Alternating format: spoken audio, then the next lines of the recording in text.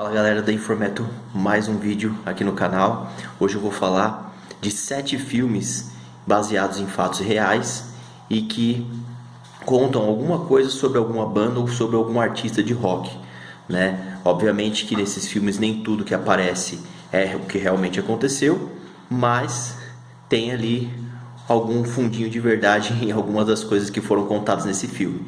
Então bora saber um pouquinho mais desses 7 filmes baseados aí em fatos reais. Roda a vinheta.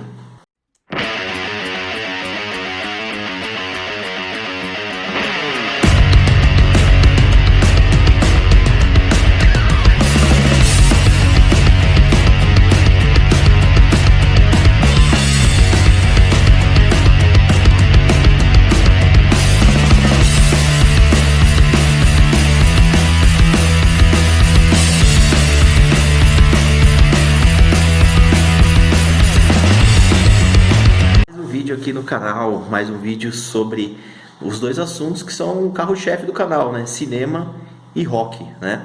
E hoje eu vou falar sobre 7 filmes que são baseados em fatos reais. 7 filmes que eu assisti. Obviamente você vai falar, faltou aquele filme ali, faltou o outro filme aqui.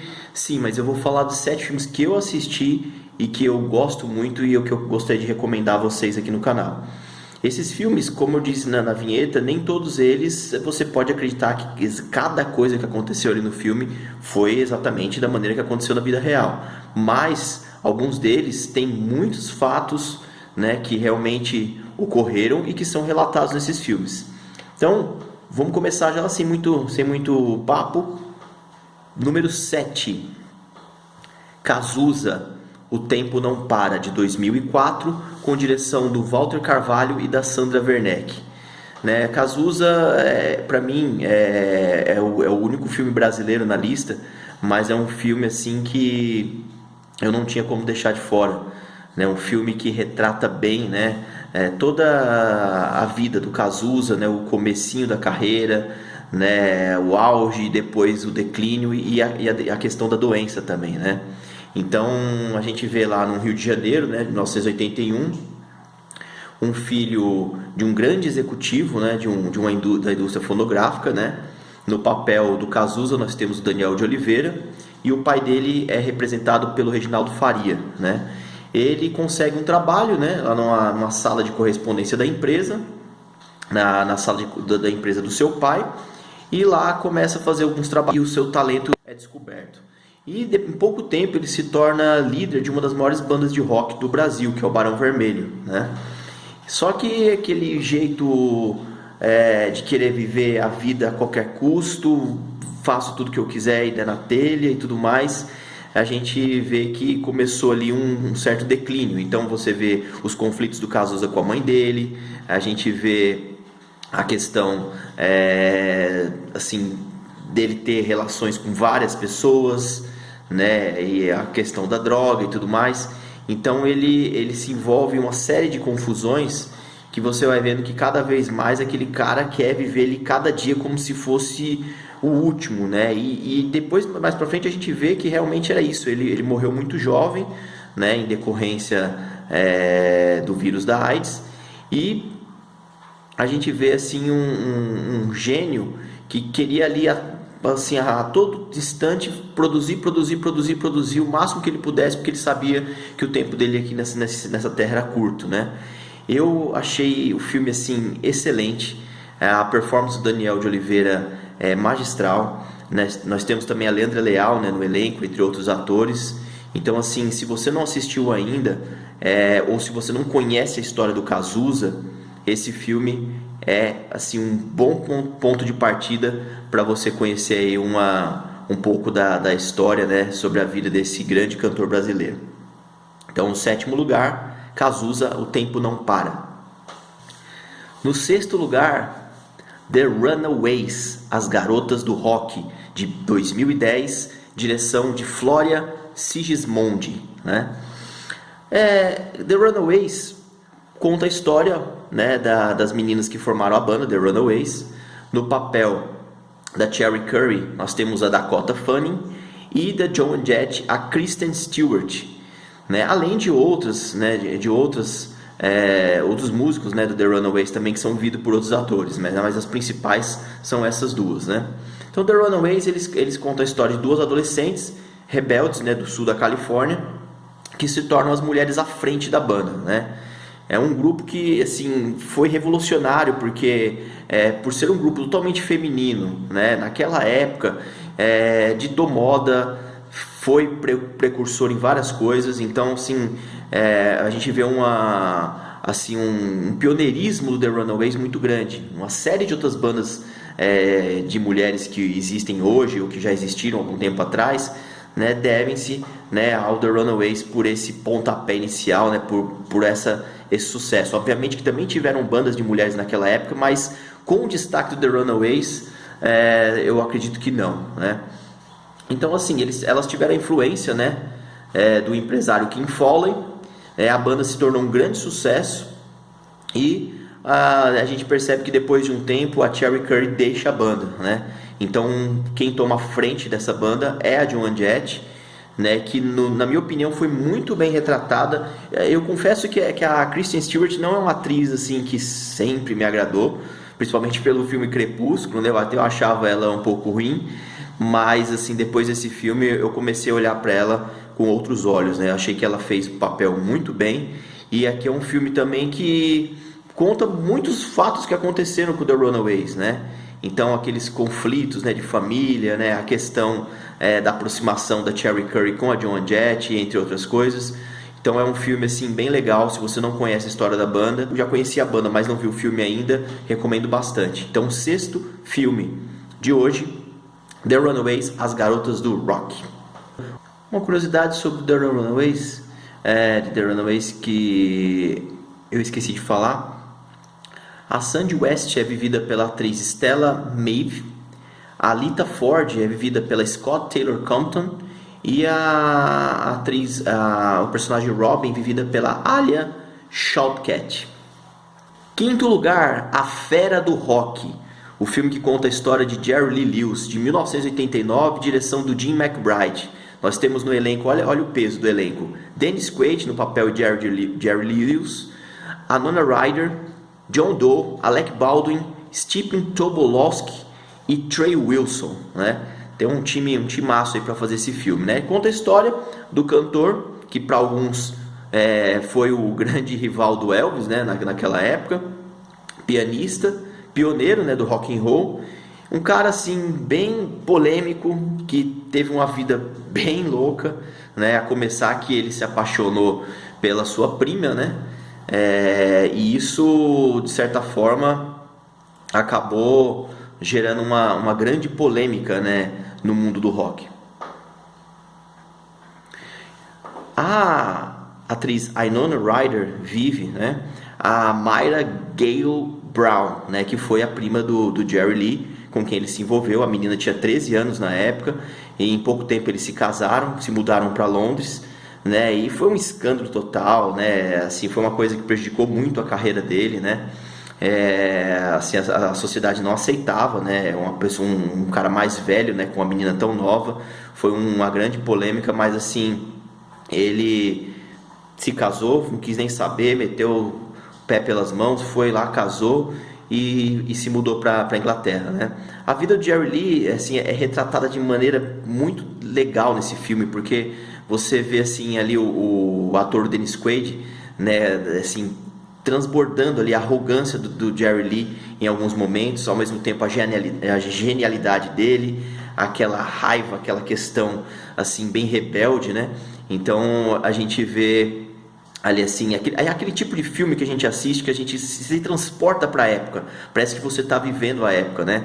Então o irmão, o Alec Baldwin, né, ele faz um pastor, né, que é parente dele. Então você vê ali o confronto ali daquele pessoal religioso, né, com ele rebelde, com aquela música bem agressiva, né, o sucesso, né, a mulherada, os exageros e tudo mais. Então a gente vê assim uma questão bem explosiva, né. E a vida do Jerry Lee, ela foi cercada de tragédias, né. Ele teve a morte do filho dele, né, Jerry Lee Lewis Jr., aos 19 anos, que faleceu num acidente automobilístico em 1973. A quarta esposa dele também, né, morreu afogada numa piscina, sob algumas circunstâncias bem suspeitas. E também depois de um ano, a sua quinta esposa foi encontrada também morta com overdose de metadona, né? Então o cara teve uma vida bem explosiva. Ele veio 2 vezes no Brasil, fez uma participação no Jô Soares, fez show aqui no Brasil. Inclusive meu irmão foi no show, gostou bastante. Então uma história bem legal. Quarto filme da lista, The Doors, o filme, 1991, direção do Oliver Stone. Agora eu aprendi a falar o nome dele. Então, depois de uma experiência psicodélica no deserto da Califórnia, Jim Morrison, vivido pelo ator Val Kilmer e vocalista do The Doors, e seus companheiros de banda começam a se apresentar em Los Angeles e rapidamente se tornam a sensação.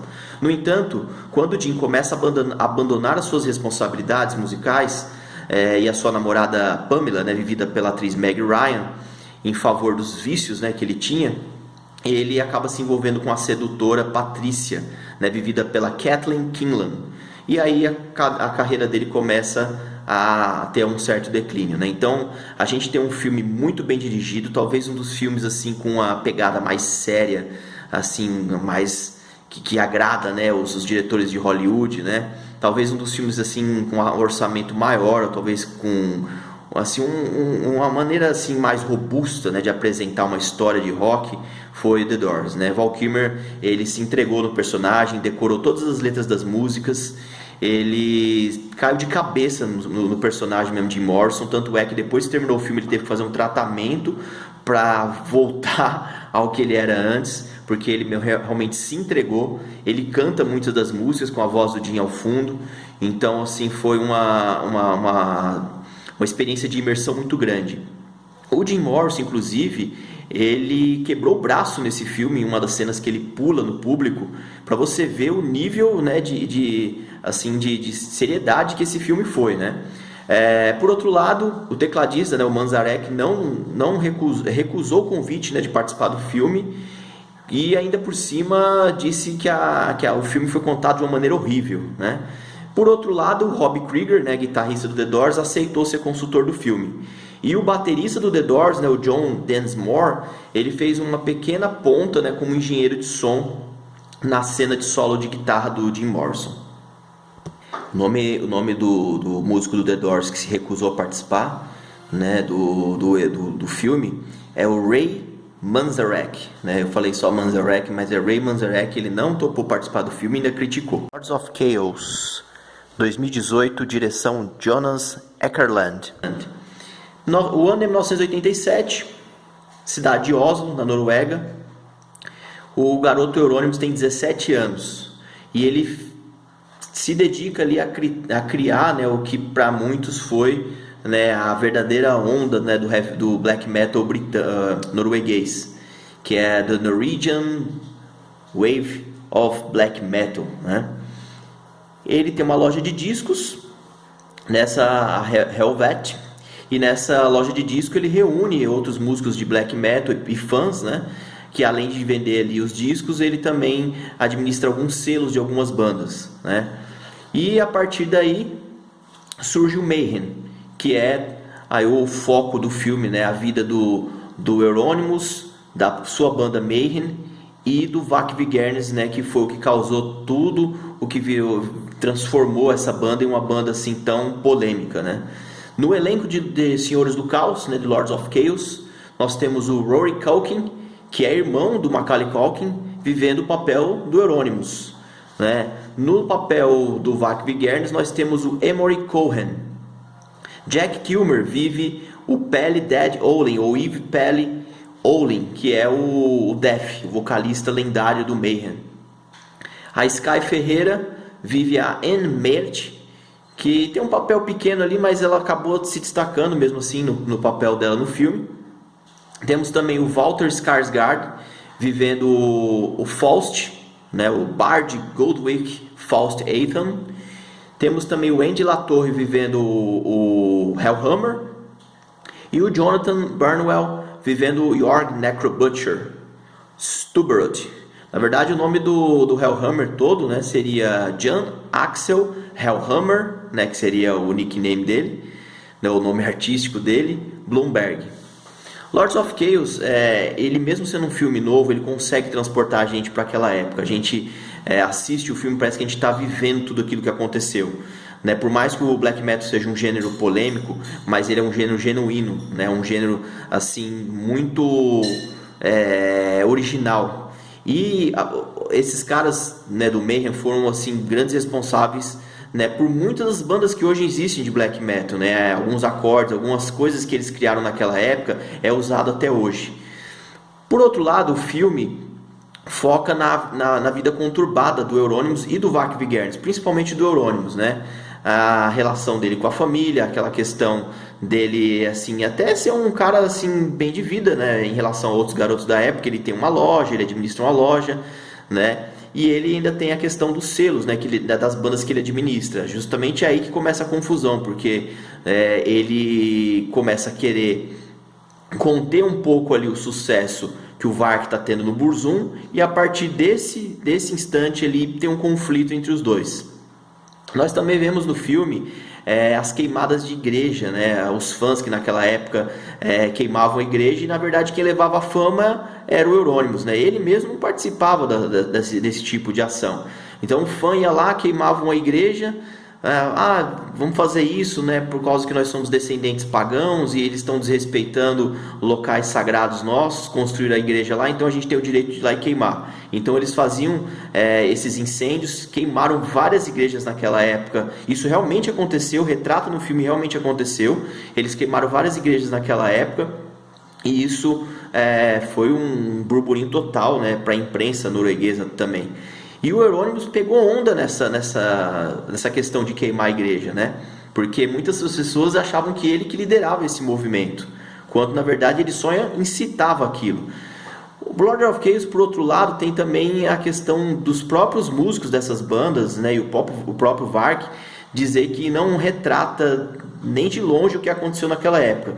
Eu acho que é uma meia-verdade. O filme pode não ser exatamente um retrato ali fiel, fidedigno do que aconteceu, mas por outro lado também contam coisas que realmente aconteceram, né? Então é um filme obrigatório para quem gosta de heavy metal, para quem gosta de história de banda de heavy metal em si, e também para a pessoa que quer saber um pouco mais, né, sobre a história dessa banda polêmica que foi o Mayhem e os personagens principais de toda essa história. Então fica aí a dica, né? O terceiro lugar dessa lista, Senhores do Caos, de 2018, fica para vocês assistirem. Uma das coisas mais polêmicas do Lord of Chaos é a questão, né, do Death, né? A gente vê claramente que era um rapaz que tinha problemas, é um rapaz perturbado, e ele precisava de ajuda. Só que o problema é que ele caiu justamente nas mãos de uma pessoa que já também não era a melhor pessoa para cuidar de alguém assim, né? Então a relação dele com o Euronymous foi muito, muito explosiva, e que acabou culminando numa tragédia. A cena mesmo que mostra ali o grande momento, né, dessa relação deles, foi talvez o ponto alto do filme, né? Então às vezes as pessoas podem assistir aquilo e falar, pô, mas esse aqui é filme. Não, aconteceu e foi bem parecido com aquilo mesmo. Então eu acho que talvez o ponto alto de The Lords of Chaos foi a questão do Death, aquela questão dele colocar um bicho morto dentro de um saco, cheirar e falar que ele queria sentir o cheiro da morte, ou então enterrar a roupa dele antes de fazer o show, e falar também por querer sentir ali o cheiro da morte. Ele era um cara obcecado pela morte, e isso já uma pessoa que tem problema, que aí se junta a uma banda com outros músicos que também não contém esse lado dele. Então tudo foi por água abaixo, né? Então eu acho que o grande ponto de The Lords of Chaos é a questão do Death. Tem a questão, obviamente, do Euronymous com o Varg Vikernes, mas para mim o grande ponto foi realmente a introdução desse personagem, né? Que fez tanta diferença aí na história do heavy metal e do black metal especial.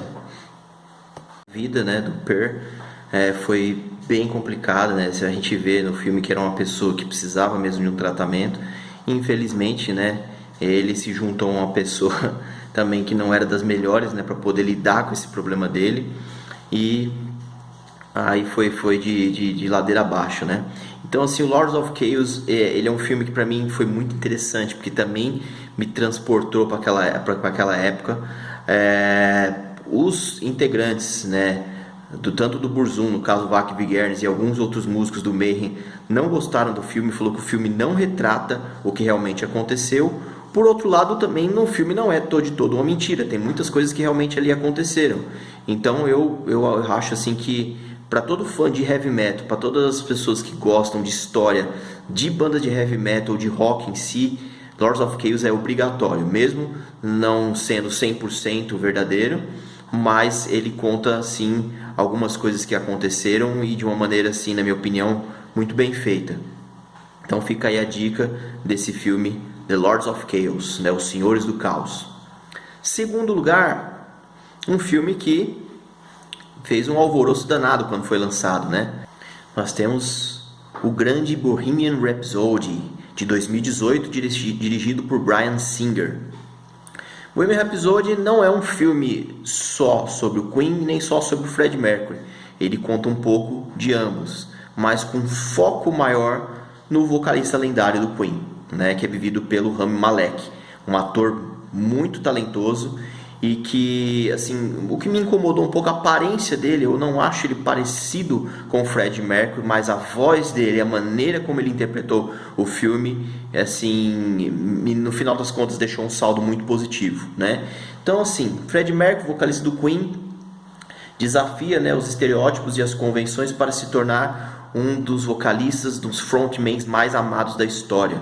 O Freddie Mercury é quase uma unanimidade, né? Quem entende de música, quem gosta de rock and roll tem, né, um respeito muito grande pela figura do Freddie Mercury. Então, a forma o Queen, uma banda que revolucionou em todos os sentidos, né, desde a década de 70, década de 80, eles sempre se reinventaram. O filme conta um pouco dessa origem do Queen. Os fatos ali não estão na cronologia, foi uma coisa que muita gente reclamou, mas que para mim no final das contas não atrapalhou o resultado do filme. Eu acho que o Queen é uma banda, e o Freddie Mercury, a história do Queen com o Freddie Mercury seria coisa para uma série, mas o filme com muita competência contou, né, um pouco dessa loucura toda que foi, né, a trajetória do Queen. Para mim faltou um pouco mais das festas extravagantes, né? A gente lendo sobre a banda, a gente sempre, eu que sempre gostei de ler sobre a banda, a gente sempre fica ali viajando, né, naquelas histórias loucas, né? Deles colocarem pessoas dentro de um pote com gelatina, que eles colocaram um anão na entrada da festa, e tinha gente cuspindo fogo, e tinha gente de todas as orientações sexuais. Era realmente assim, as festas dos rappers americanos dizem que perto do Freddie Mercury era fichinha, né? Freddie Mercury sempre foi o rei das festas, né? E quem participou dessas grandiosas festas, só quem participou sabe o que rolava nessas festas, né? Então ali a gente vê um Freddie Mercury no filme um pouco frágil até. Isso foi um outro ponto assim que eu achei que o filme poderia ter feito um pouco diferente. A minha visão de Freddie Mercury como fã da banda, eu acho que ele era um cara mais incisivo, uma pessoa que fazia o que queria, assim, mais ou menos uma personalidade que nem a do Raul Seixas, né? No filme a gente vê um Freddie Mercury um pouco mais frágil, né? Que se apaixona facilmente, e a gente vê ali assim algumas coisas que, na minha opinião, aconteceram de uma maneira um pouco diferente, mas nem isso tira o brilho do filme. O filme é fantástico. Nós vemos ali o resto da banda nos atores. A gente vê na banda os atores, né, vivendo a Mary Austin, né, que foi a grande parceira de Freddie Mercury, a Lucy Boynton. Nós temos o Brian May, né, vivido pelo ator Gillian Lee, muito parecido mesmo com o Brian May. Assim, é impressionante a semelhança, né, que o ator tem com o músico do Queen. Vivendo o Roger Taylor, nós temos o ator Ben Hardy, também, que é bem parecido fisicamente, e talvez o que é menos parecido fisicamente é o ator que fez o John Deacon, né, que é o Joseph Mazzello, mas também que não prejudicou. Então, o grande lance do filme do Queen fica pela cena final, pela cena, né, do Live Aid, né, quando a banda se reúne novamente e faz aquele show, né, para dezenas de países, e a reconstrução de Wembley, né, foi fantástica. Você se projeta para aquela época, parece que você está novamente ali naquela época e vivendo aquele show fantástico, né? Uma performance memorial do Queen e que entrou para a história, né? Então, no segundo lugar dessa lista, não tinha como ficar de fora esse filme que retratou aí tudo isso, toda essa trajetória do Queen. Primeiro lugar, Sid e Nancy, O Amor Mata, de 1986, direção do Alex Cox. Tem até uma história que diz que a mãe do Sid Vicious não queria saber do filme, mas quando ela conversou com o Alex Cox, ela gostou dele e topou até ajudar no filme, né? Então assim, a gente vê ali a ascensão dos Sex Pistols. Na figura do Sid Vicious, o ator Gary Oldman, que na época não era tão famoso e ficou muito mais famoso depois desse filme. Ele vive um Sid Vicious assim, para alguns caricatos, mas ao mesmo tempo muito parecido realmente com o que foi o Sid Vicious. E tem uma performance matadora da atriz Chloe Webb, que vive a Nancy Spungen, né, que foi a namorada, né, do Sid Vicious, né? Dizem até que Sid e Nancy é como se fosse Romeu e Julieta, né? Dos tempos mais contemporâneos, né? Então é um filme que te transporta para a época. Você assiste o filme e parece que você está vivendo a época. Aquele mundo sujo, aquele mundo de drogas, de vida desregrada, os punks, os fãs dos Sex Pistols, ao mesmo tempo aquela relação entre a Nancy e ele explosiva, ao mesmo tempo que ele é rebelde, ele parece uma criança perto dela. Tem uma cena que chama muita atenção do filme, que ela arranca assim a meia arrastão, coloca o pé e fala para ele beijar o pé dela, e ele beija, ele obedecendo ela, que é uma das cenas que todos os críticos de cinema sempre falam muito, né, que ficou marcante nesse filme. Então a gente vê ali um romance explosivo, né, que parece que ela hipnotizou ele, e isso fez com que a banda se afastasse dele também, né? Então o filme conta alguns fatos ali, não necessariamente na ordem que aconteceram. Isso foi uma coisa que muitos fãs reclamaram, mas muito do que diz ali, muito do que acontece ali realmente aconteceu, né? Para mim é disparado o melhor filme que conta uma história baseada em fatos reais de um artista de rock ou de uma banda de rock. Sid e Nancy, ele ultrapassa todos os limites. Ele é um filme que faz você mergulhar naquela cena nos anos 70, o punk explodindo, né? O Sid Vicious, mesmo não, mal sabendo tocar, virando um ícone punk, né? E a destruição, né, dele como pessoa depois do momento em que ele se junta a essa group, né? A essa moça que tira ele da banda e leva ele mesmo vamos dizer assim, pro mau caminho, né? Então essa aí é a nossa lista de hoje. 7 filmes, né, que retratam alguns fatos reais, né, dentro do rock and roll, baseado em fatos reais ou inspirado em fatos reais. Espero que vocês tenham gostado. E se você não tá legal, vem pro The Infor Metal. Valeu, galera. O termo que eu usei errado, gente, o correto é The Second Wave Norwegian Black Metal, que foi a segunda onda do black metal norueguês. Então, só para fazer a correção, que eu usei o termo incorreto na hora que eu estava gravando o vídeo.